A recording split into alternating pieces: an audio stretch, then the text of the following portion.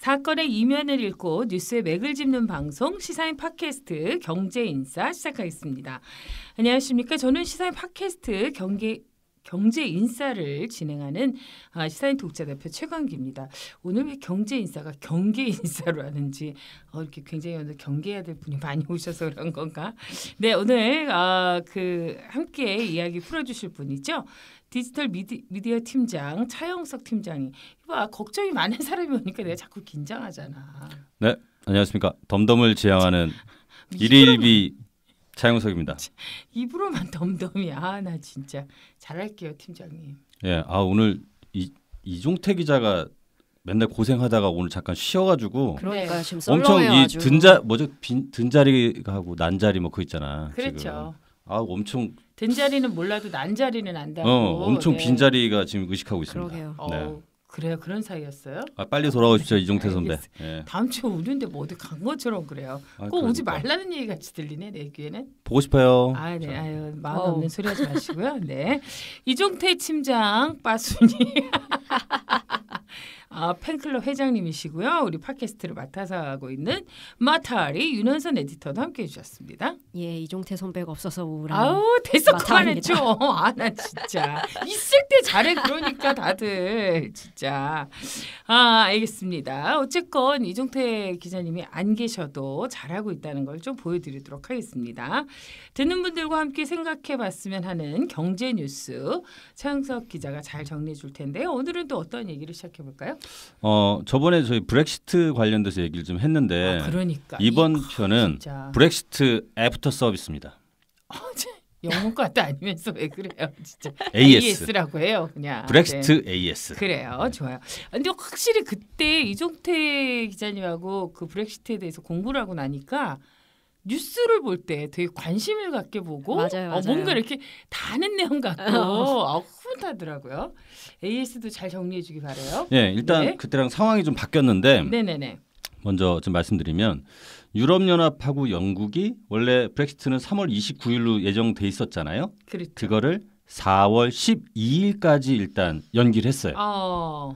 그래서 그 뒤로 추가 연기할지 아니면 왜 노딜 브렉시트 그 얘기했잖아요. 그렇죠. 그냥 에라 모르겠다 우리 나갈래 이걸로 할지 여부는 그 영국의 하원이 그 브렉시트 합의안을 승인할지 혹은 영국이 그 차기 유럽의회 선거에 참여할지에 따라 네네. 달라지게 됐어요. 좀 복잡한데 그러니까요. 저번에 제가 그때 말씀드렸을 때는 영국 정부가 브렉시트 발효일을 그 유럽연합에 6월 30일까지 그렇죠. 6월 말까지로. 3개월 연기해달라고 그때 요청한다고 했잖아요. 그렇죠. 그리고 이제 그때 얘기했지만 5월 23일부터 5월 26일까지 유럽의회 선거가 있거든요. 근데 그래서 지금 이거에 영국이 참가해야 되느냐 말아야 되느냐 이런 문제가 좀 그런 논란이 좀 있어서 그렇죠. 일단 유럽연합하고 영국은 일단은 4월 12일까지로 그 디데이를 옮겨놨어요. 4월 12일. 그렇군요. 예. 근데 보면 이제 하여간 우리 문제는 아니지만 뭐 결국에도 우리에게도 영향이 있겠죠. 근데 영국 정부나 유럽 연합이나 참 골치는 아프겠다 이런 생각이 좀 들어요. 네, 그러니까 이게 보면은 그러니까 영국하고 유럽 연합이 네. 일단 그러니까 조건을 먼저 걸었어요. 만약에 영국의 하원이 이 다음 주 안에 그러니까 브렉시트 합의문을 만약 인준을 하게 되면 언제까지 미룰 수 있다고 봤냐면 네. 5월 22일로 미룰 수 있다고 생각을 했어요. 그건 뭐냐면 복잡해. 그러니까 유럽의회 선거를 딱 날짜를 생각하면 그 전날까지는 만약에 그러니까 영국 하원 니네가 우리 합의안을 만약 통과시켜 주면 선거 전날까지 브렉시트를 연기시켜 줄게 이거고요. 근데 지금 만약에 이 또 둘이 합의한 게 부결이 되면은 또 다시 저기가 있어요. 참가 여부를 그러니까 이 영국이 유럽의 선거에 참여할지 안 할지를 또 결정을 해줘야 되는 거예요. 그러니까 이게 지금 장난도 아니고 이게 지금 이게 꼬인 게 그러니까 지금 브렉시트와 그 유럽의 그 선거가 딱 겹쳐 있기 때문에 그러네요. 그러니까 만약에 이제 계속 유럽에 남아 있을 거면 유럽 의회 선거에 영국이 들어와야 되는 거고 네네. 만약에 브렉시트 하겠다고 계속 고집을 하면은 그 선거에 들어오면 안 되는 거잖아요. 이게 나중에 법적인 논란도 있고 그래서 네. 지금 어쨌든 현재 결정된 건 4월 12일까지 네. 4월 12일까지 이걸 연장해 놨고 영국이 만약에 유럽의 선거에 불참하겠다고 결정을 하면 4월 12일에 영국은 자동적으로 유럽연합 회원국 자격이 상실되고 이럴 경우에는 정말 노딜 브렉시트가 현실화되는 거예요. 그래서 이거 좀 약간 복잡하죠. 그래서 도널드 투스크 유럽연합 정상회의 상임의장 이분이 기자회견에서 뭐라고 얘기하셨냐면 모든 선택지들이 테이블에 놓여 있다. 영국 정부는 여전히 합의, 노딜, 추가 연장 또는 브렉시트 철회 중 하나를 선택할 기회가 있다. 이렇게 얘기한 거죠. 그러니까 달리 말하면 영국 니네 진짜 짜증난다. 사고는 네가 치고 수습도 그러니까 니네가 결정해. 그래. 어쨌든 뭐 합의를 하든지 노딜로 가든지 그러겠고. 뭐 여러 가지 이렇게 얘기를 한 거죠. 근데 일단 영국 정부도 정부지만 이게 이제 국민들도 일단 브렉시트를 선택했었잖아요. 그렇지만 지금 입장에서는 여러 가지로 굉장히 답답할 것 같아요. 그러니까 그렇죠. 지금 그래서 영국에서는 3월 23일 날 브렉시트 반대 집회가 열렸는데 가디언 영국 언론 가디언 보도에 따르면 100만 명 참여했답니다. 100만 명. 100만 집회 잘 아시잖아요. 그렇게 말이에요. 100만 집회 잘 좀 아시잖아요. 아는데 좀 모인 거네. 그러니까 영국 가가지고 사회들 좀 보시지. 이게 안 돼가지고 이게. Sorry. 네, 이건 편집해야 될 것 같고요. 왜 좋은데? 아니 이거는 이종태 선배가 없는 상태 제가 너무 무리한 것 같습니다. 뭐 남의 유행어를 뺏은 것 같아요? 네, 조심해야 될 것 같아요. 그분 유행은 따로 있어요. 그러니까 말입니다. 말하자면 예컨대 예컨대 말하자면 어쨌건 그러니까 그래서 이제 100만이 예컨대 네. 예컨대 말하자면 네. 그러니까 영국 의회가 지금 이 브렉시트 합의안을 제대로 처리를 못하니까 이제 시민들이 나서서 저번에 얘기했잖아요. 2차 국민 투표. 그러니까 브렉시트 이걸 할지 말할지를 우리가 다시 결정할 수 있도록 그렇죠. 해달라. 그래서 2차 지금 국민 투표를 요구한다는데 지금 요 100만 명 정도 참여하는 그러니까 데모 시위는 예전에 2003년 2월 달에 이라크 전쟁 반대하는 시위가 그때 굉장히 많이 역사상 가장 많은 인파가 모였다고 했는데 그거보다 더 많은 인원이 모였다고 하고요. 그래요. 지난해 10월 이뤄진 브렉시트 반대 시위에 70만 명이 참가했다는데 지금 이번에 100만 명 모였다고 하고 주로 이 데모에 나오는 그 시위대 주류가 그러니까 영국이 유럽연합 가입한 게 1993년인데 네. 그 이후에 태어난 젊은 층들이 이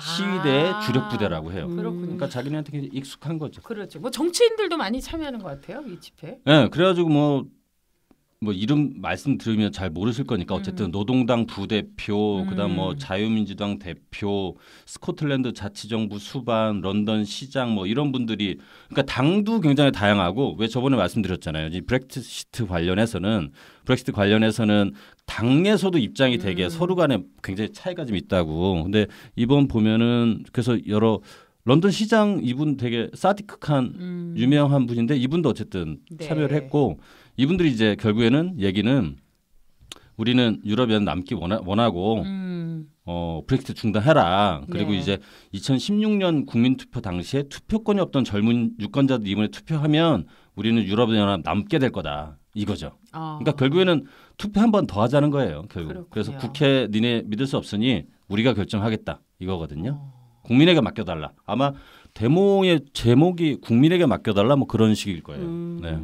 꼭 일은 지들이 저질러 놓고 아니 이쯤 되면 도대체 진짜. 왜 애초에 하자는 말이 왜 나왔는지가 그러니까. 지금 이해가 안 될 정도예요.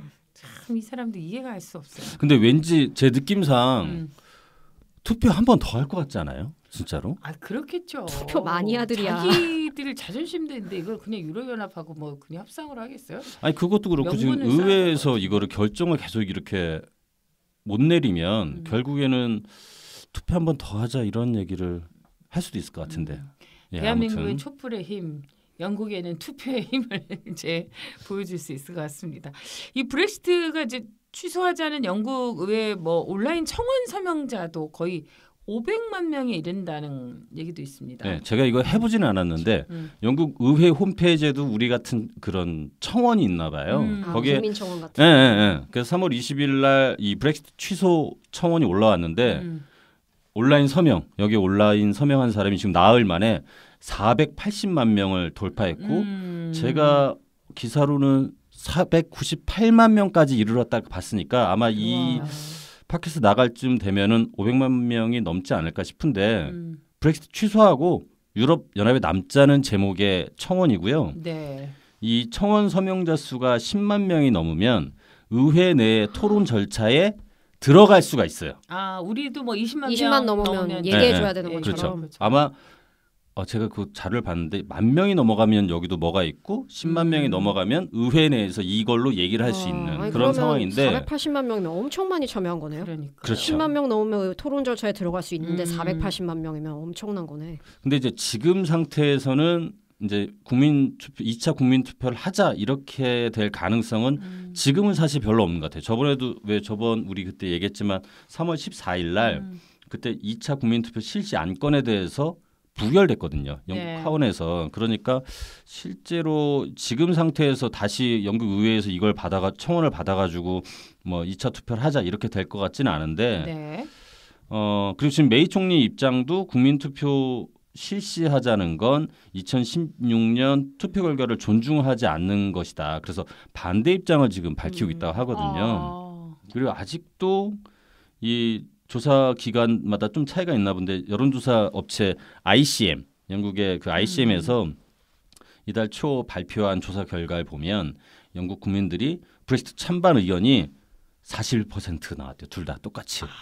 이거 정말 어쩌자는 건지 그러니까 모르겠네요. 이게 차라리 한쪽이 뭐 한 41, 한쪽이 59 이렇게 딱 나오면 그쪽을 이렇게 힘을 실어주면 그렇죠. 되는데 41, 41 나는 모르겠네 나머지 이렇게 아니, 돼버리면 어떻게 이러지? 신기하다. 짜맞춘 것처럼. 진정 영국인들일세 진짜. 아니 이게 그러니까 이게 진짜 브렉시트 계속 받았어. 어쨌든 지금 뭐 4월 아까 제가 며칠이라 했죠 12일로 미뤄두긴 했는데 그렇죠. 4월 12일 이후에 이게 또 어떻게 결판 날지는 한번 AS 한번 하고 나중에 짧게라도 한번 AS 한번 더 이렇게 해보면 그래요. 재밌을 것 같아요. 뭐 꽝 대신 닭이라고 이종태 기자 대신에 차은석 기자가 브렉시트 AS를 해줬는데요. 왠지 한번 더 해야 될 것 같은 느낌은. 그러니까요. 이게 4월 12일이라고 말은 하지만 네. 진짜 알 수 없는 것 같아요. 그렇죠. 그러니까 이쯤에서 나도 좀 약간 저도 좀 궁금해졌어요. 이거 도대체 어떻게 결론이 날까? 이럴 때 용한 점집을 한번 가봐야 돼. 메이 총리 생년월일 바라봐봐. 봐줄게. 제가 생년월일은 알 수 있을 것 같은데 시를 알 수가 시까지는 없잖아. 아니야 요즘 그 필요 없는 데도 있어. 참, 네. 하여간 그 참 국민투표 비용도 제법 들 텐데 말이죠. 영국이 이렇게 우왕좌왕하는데 아까 지난번에 뭐 여러 가지 우리가 이 저간의 사정도 들어봤는데요.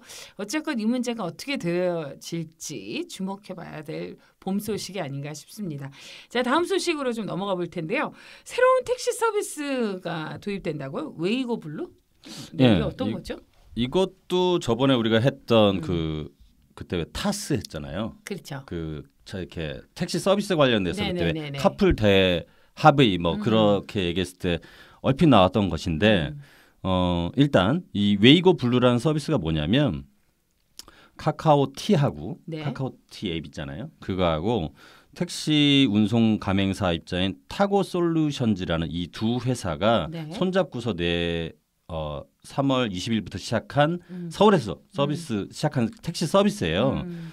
일단 타고 솔루션즈라는 데는 성남과 서울 지역에 있는 50개 택시 회사가 만든 그런 택시 운송 가맹 사업체이고 네. 이게 법에 그렇게 그런 용어가 있어요. 그래서 여기하고 카카오하고 같이 이렇게 했는데 카카오가 이 서비스를 준비하면서 초반부터 굉장히 긴밀하게 서로 이렇게 연결이 돼 있다고 하더라고요. 여기 네. 실제로 이 타고 솔루션즈에 투자도 하고 이게 뭐냐면 강제 배치가 가능한 그 택시 서비스예요. 그러니까 왜 우리 카카오 일단 사용법을 한번 보면 그러니까 기존 카카오티 그 앱으로 부르는 호출하고 다르지 않아요.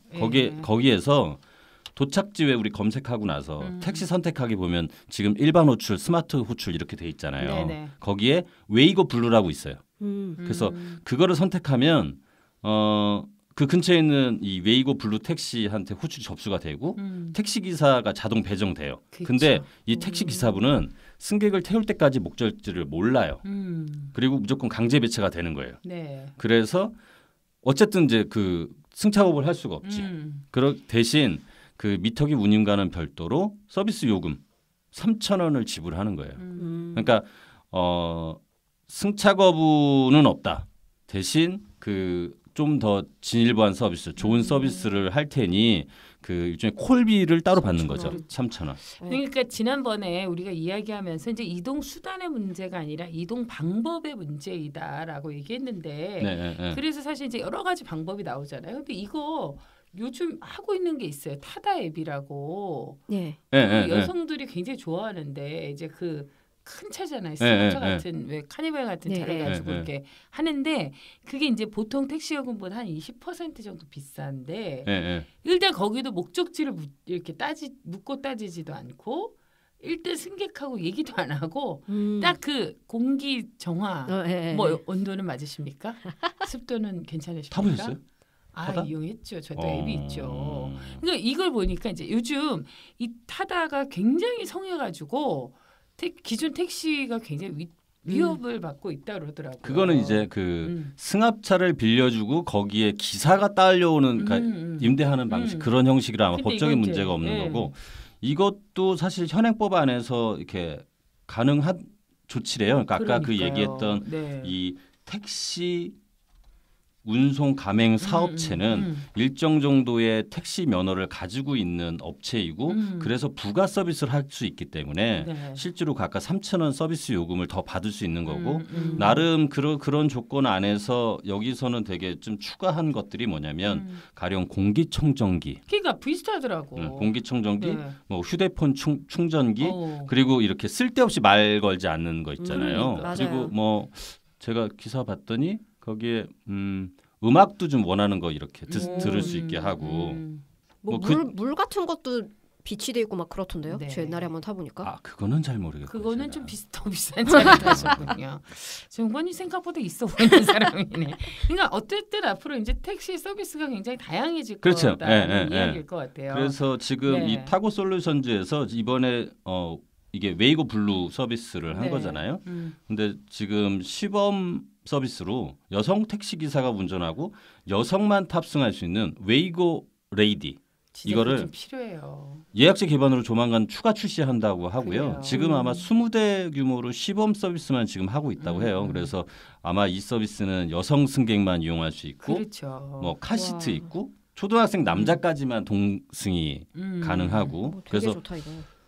그리고 이제 뭐 이런 식으로 노인 전용 택시 또 근데 이거 있잖아요. 반려동물 이런 전에 마타리만 이게 좋다 그러지 최영석 기자나 이런 게 왜 좋은지 몰라요. 아니 근데 진짜로 만약 이런 게 나오면은 그래서 추가 요금을 만약에 뭐 3,000원에서 이게 지금 책정이 안 돼 있는데 예를 들어서 만 원이나 5,000원 이 정도 추가 요금 더 낸다 하면 이런 택시 탈 것 같아요? 아니 그래도 당연하죠. 그래도 타요. 그러니까 내가 하는 얘기가 그러니까 이래서 남자들이 모른다는 거예요.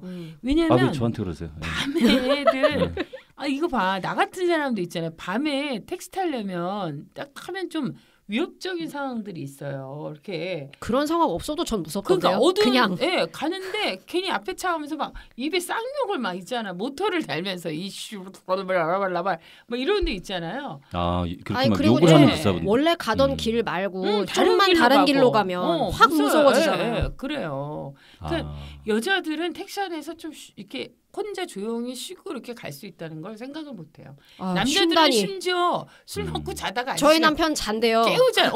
그 상상을 못해요. 우리는 그런 적 없죠. 전 택시에서 안 자요. 또 이렇게 핏대 올리게 하네. 근데 진짜 이런 서비스가 필요해요. 그리고 그걸 어떻게 기본 요금 5,000원 10,000원이라고까지 그래도 탈래라고 얘기하겠어요. 이런 건 기본적으로 해줘야 되는 거예요. 좀. 그러니까 이런 서비스가 이제 시범 실시되고 이제 올해 안에 빨리. 정식 서비스 한다니까.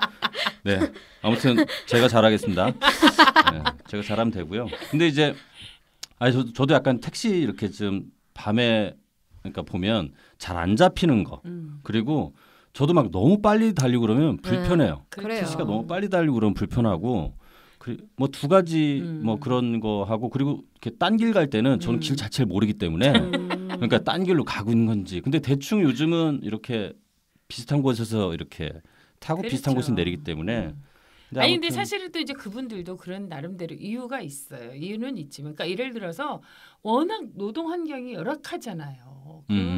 산악금 맞추기도 어려운 문제가 있고 저는 이제 운전을 못하니까 택시를 많이 타서 그 기사분들의 애환도 알지만 그러기에는 너무 이렇게 좀 그렇게 푸시는 분도 없지 않아 있어서 맞아요. 좀 그런 얘기를 하는 건데 사실 이런 점에서는 이렇게 그 웨이고 블루는 노동환경이나 이런 게 좀 개선도 되나요? 네, 그래서 이 지금 이 보통 택시 업계의 가장 또 문제가 이 산악금제잖아요. 그래서 웨이고 같은 경우는 기사분들한테 월급제를 적용한다고 해요.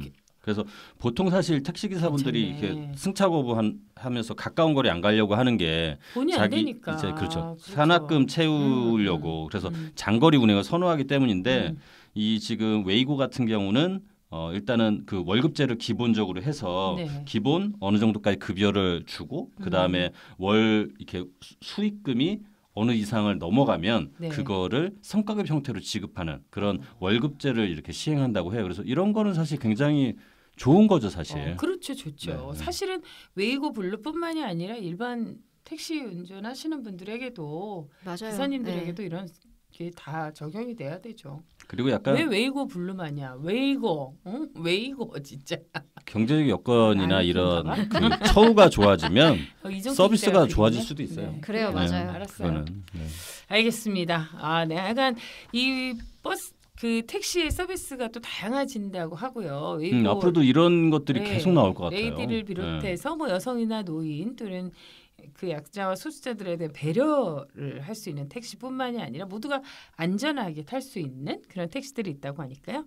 여러분 기대해 보셔도 좋을 것 같습니다.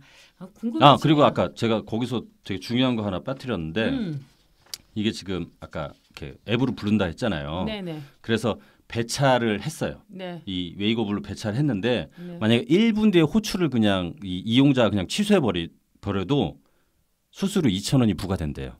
신중해야 되겠다. 네, 이거. 그러니까 괜히 이거 한번 불렀다가 취소하고 이러지 마시고. 그렇죠. 네. 그러니까 카카오 기존 택시도 보면 사람들이 불러놓고 그렇게 다른 차 타고 가시는 분들도 많다고 그죠, 기사님들이 그 원성이 자자해요. 불렀는데 눈앞에서 빈 차가 오면 그냥 타버리고 이런 거 있잖아요. 그렇죠. 이건 서로 간의 합의니까. 네. 어쨌건 뭐 서비스가 좋아지는 만큼 그거에 대한 뭐 이렇게 좀 치료해야 될 비용도 늘어나는 건데요. 어차피 선택이니까 이 선택에 좀 여러분들이 잘 활용해 보시면 좋을 것 같습니다. 네.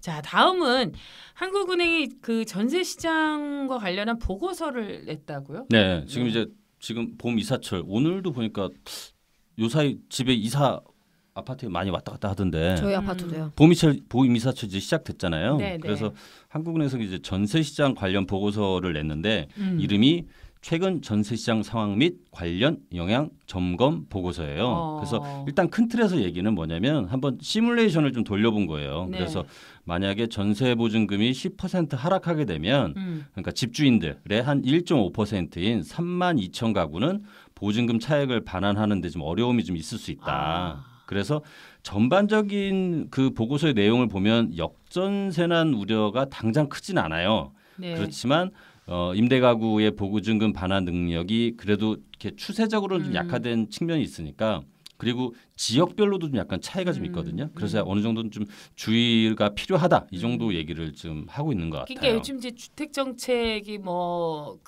강화되면서 이제 여러 가지로 주택 시장이 안정화됐다면서 나오는 게 이 깡통 주택, 네, 그거에 대한 이런 얘기가 많이 나오잖아요. 근데 그거 관련해서도 좀 이해할 수 있겠네요. 네, 그렇긴 하죠. 그래서 일단 대략적인 좀 내용을 보면 일단은 이 시뮬레이션을 해보면 그 전세값이 만약 10% 하락하면 임대가구의 한 92.9%가 기존 금융자산을 처분하거나 그다음 5.6%는 그 금융기관에 돈을 빌려가지고 보증금 차액을 반환할 수 있는 걸로 지금 분석이 됐대요.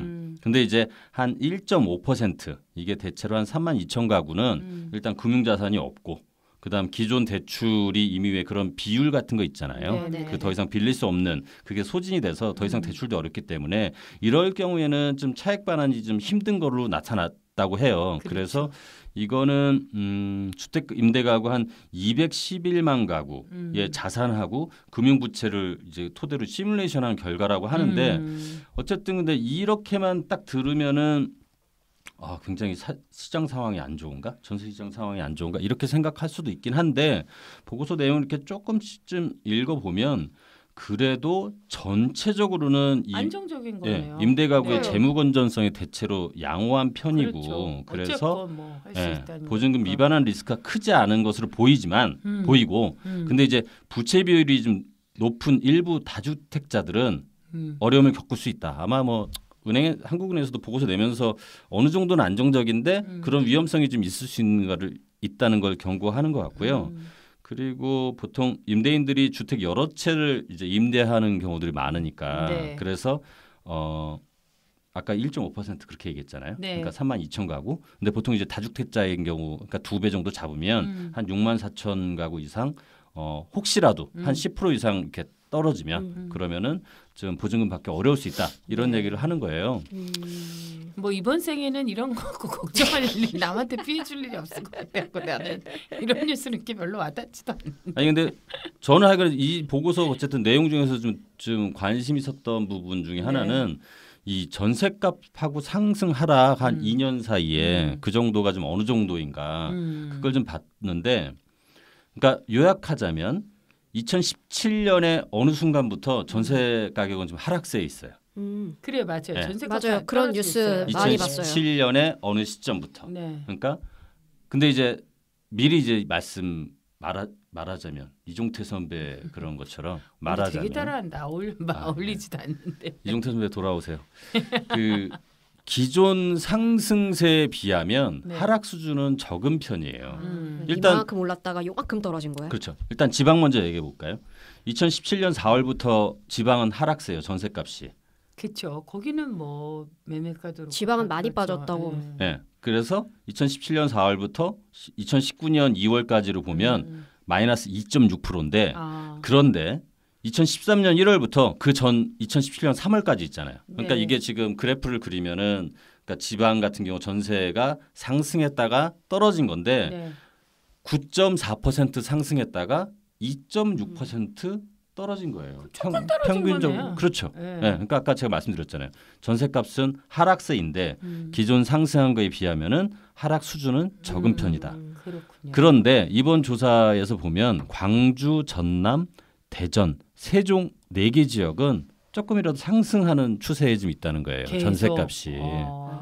그리고 경남이나 울산은 거기가 이제 지역 경계가 좀 부진해가지고 그렇죠. 하락폭이 좀 크다고 해요. 그러니까 이게 보면 그래서 조금 지역별로 이런 전세 상승과 하락 이런 것들이 좀 차이가 있기 때문에 그러니까 부동산과 관련된 뉴스는 요즘은 보면은 이게 전국적으로 어떠냐 아니면 서울이 어떠냐 어디는 어떠냐 이렇게 좀 약간 나눠서 봐야 될 필요가 있는 것 같아요. 나눠서 봐야 될 필요가 있는 것 같고 가령 수도권 같은 경우 이제 만약 그렇게 묶는다면 수도권 같은 경우는 2017년 11월까지 전셋값이 23% 정도 올라갔어요. 네. 그래서 2017년 말부터 올해 2월까지 떨어졌는데 2.1% 하락했어요. 수도권 전체를 이렇게 평균을 놓으면은. 그러니까 보면 상승은 23, 떨어진 건 2.1. 그러면은 사실 전세값 상승폭의 10분의 1만큼 떨어진 거예요. 그렇죠. 지금 보면. 그러니까 대체로 이렇게 통계적으로만 보면은 아무튼 떨어지는 추세이나 그 하락폭은 상승에 비해서는 적다. 하지만 지역별로 차이가 좀 굉장히 있기 때문에 자기네 지역 그에서는 그러니까 어떤 지역에서는 우리 전세 아까 말씀드렸잖아요. 세종시, 대전, 전남, 광주 이런 데는 지금 전세값이 이렇게 오르는 추세가 있다. 그러니까 우리 지역은 되게 안 올랐는데. 그러니까 부동산 뉴스를 약간 볼 때 지역별로 그리고 이제 그런 거를 좀 약간 차이가 있을 수 있다. 그렇게. 근데 어쨌든 전반적인 통계적으로는 그러하다 이렇게 말씀드릴 수 있다는 그러니까 거죠. 보면 이제 요즘 특히 집과 관련된 뉴스는 너무 이렇게 그 과열이었다 보니까 그래요, 맞아요. 극도의 불안감만 조성하는 것 같아요. 근데 사실은 그 국민들이 예민한 문제 있잖아요. 주택 문제, 교육 문제, 막 이런 것들. 근데 그게 정말 심리전에 빠뜨리는 것 같은데 이 언론사에 계신 분들로서 부동산 기사가 제일 심한 것 같아요. 제가. 그리고 이제 좀 약간 저번에도 말씀드렸지만 이 기준점을 항상 강남에 있는 어느 아파트로 맨날 이렇게 그래요. 기준을 삼아서 서초구에 뭐 그런데 거기에서 뭐 이렇게 부동산이 올라가고 떨어지고 요것만 가지고서 맨날 이렇게 시장을 보게 되면 사실 지방 저쪽 뭐 어디 지방에서 이렇게 사시는 분한테 그 뉴스는 그냥 부동산 값이 엄청 많이 올랐나 보다 이런 생각을 들게 하지만 사실 자기네 집은 안 그렇거든요. 그렇죠. 그리고 굉장한 상실감을 느끼게 해요. 맞아요. 그러니까 정말 내 집은 내가 지키고 내 가게도 내가 지키고 내 부채도 내가 갚는다는 어쩌다 마음으로. 그런 아파트가 우리나라 그러니까요. 아파트의 표준이라고 언론에 나오는 그러니까 건지. 말이야. 그 집을 그렇게 깔고 앉으면 되겠어 지금. 그러니까 저번에 시가 3억 이하 아파트 그때 900 그래 엄청 900만 원 거의 그때 대부분을 그쵸, 차지했잖아요. 얘기했잖아요. 네, 그래요. 어쨌건 그 이 뉴스에 대한 그 조금 이렇게 꼼꼼하게 살펴보는 눈, 그 삶의 지혜 이런 것도 굉장히 필요하고요. 사실은 이런 한인에서 나오는 보고서 같은 경우를 우리 또 시민들은 사실 잘 접하거나 그 살펴보지는 않거든요. 기사도 그렇고 그쵸? 그런데 네. 이런 걸 보면서 현재 어떻게 전셋값 동향이 이루어지고 있고 어떤 변화가 있고 그 의미가 어떤 건지 좀 우리가 잘 살필 수 있는 계기가 되었던 것 같습니다. 네, 흐름이 어떤지를 좀 그렇습니다. 이렇게 좀 네. 볼 수 있게.